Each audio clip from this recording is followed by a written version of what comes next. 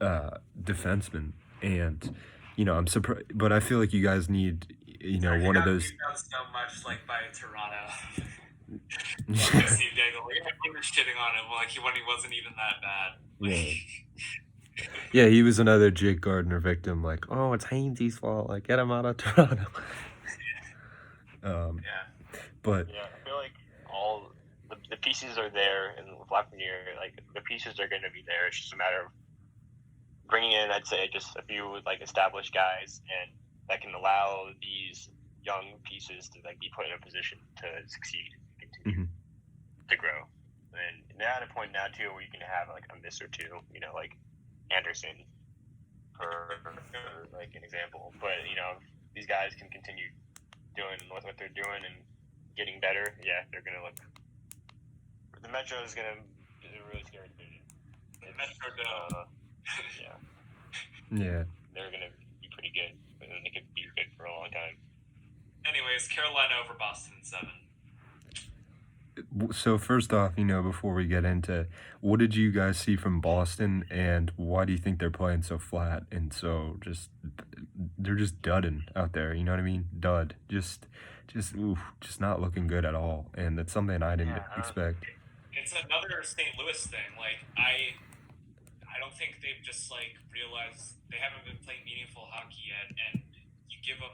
You have to. I think they're just gonna have to take a couple games to just get their feet under them.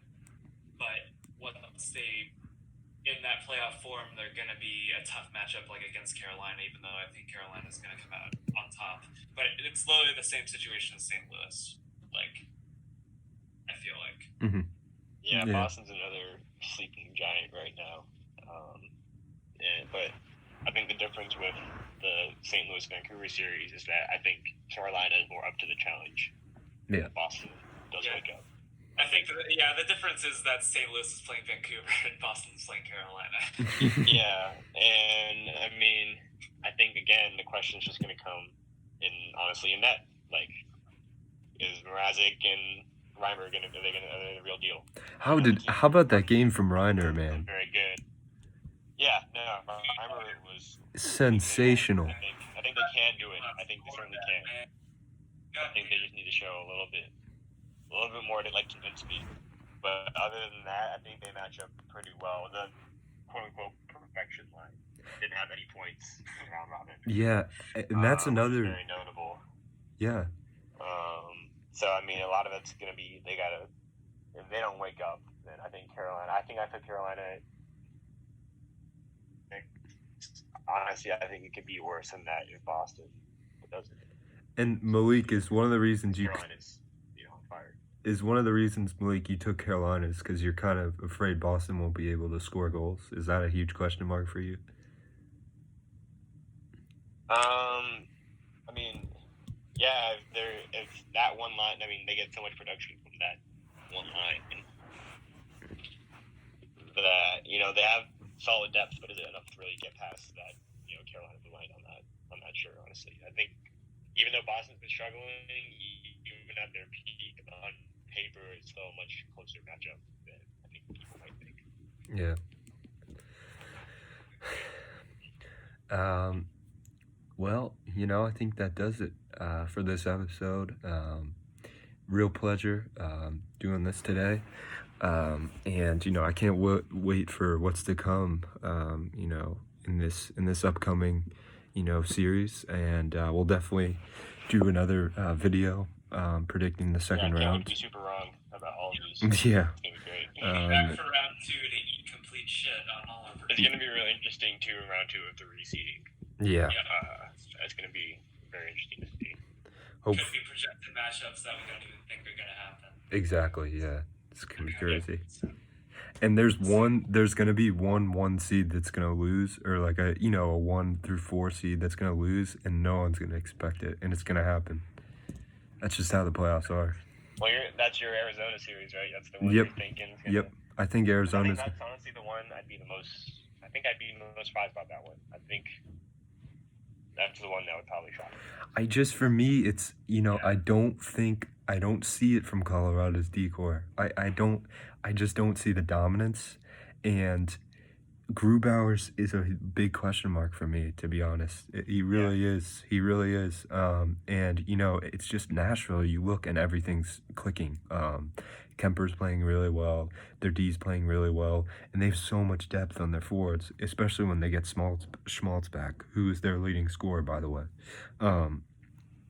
So it's gonna come. I think also Kessel's overrated. So I want to apologize for last game where I kind of was like, yeah, like he might be, carrying this team. Like, no, he's overrated. But I think a huge thing, Malik, in that series is going to be if Hall steps up and plays really well and proves that he's a, top 20 NHL player that a lot of people say.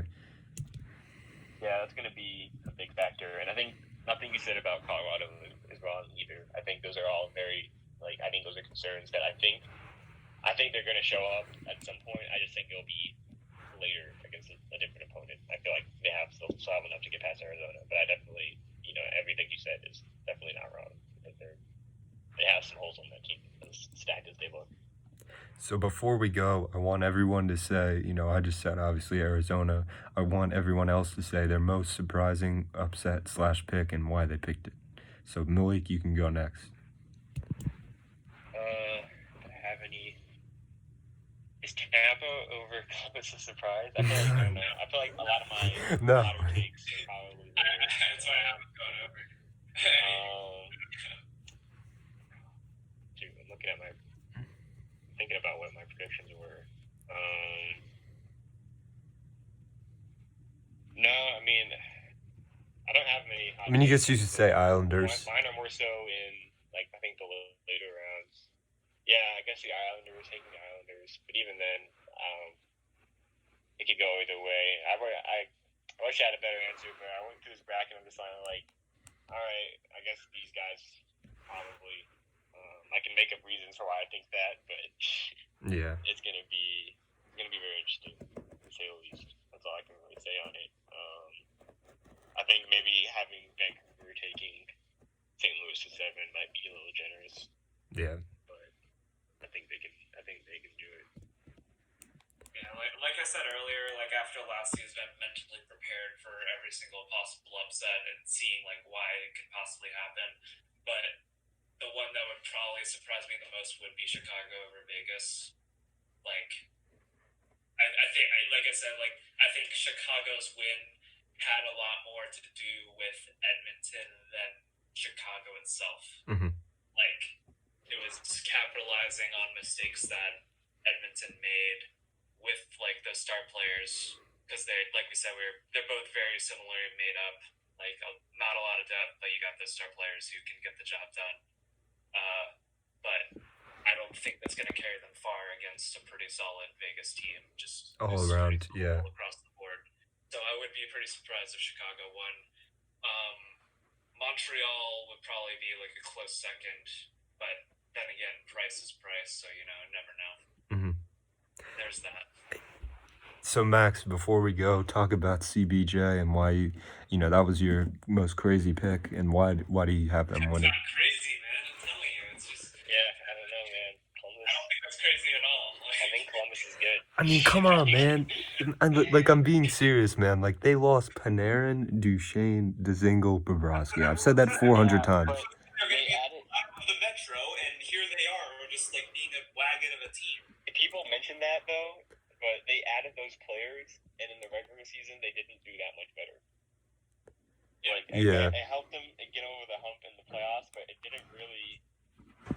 I feel like they just have a team that can be competitive with whatever they put together. And as much as I have some of my gripes about Tortorella sometimes, he's a good coach with the right team. Trust me, I know about Tortorella. I think this is the perfect Tortorella team.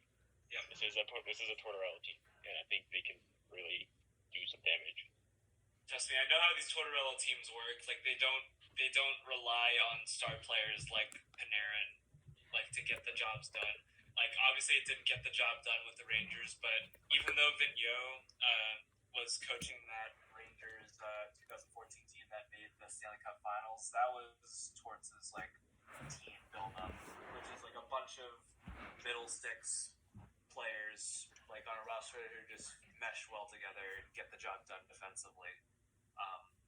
Lundqvist like on the back end, and that's just how Torts runs his teams. So it doesn't really matter if you have like that like 100-point player or whatnot on a Tortorella roster. He just finds a way to put together a competitive team with the players he's got. So yeah, and while they don't have like superstars, they have guys who are like game breakers. Yeah, like guys like they have guys who be clutch.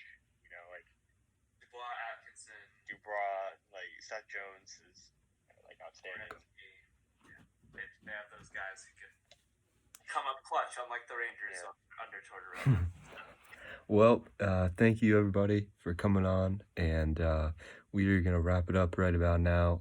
Thanks for watching. Thanks to Max and Malik for coming on, and we'll have you guys on again soon. Thanks for coming on, boys. A lot of fun. And yeah, we'll see you. See you later.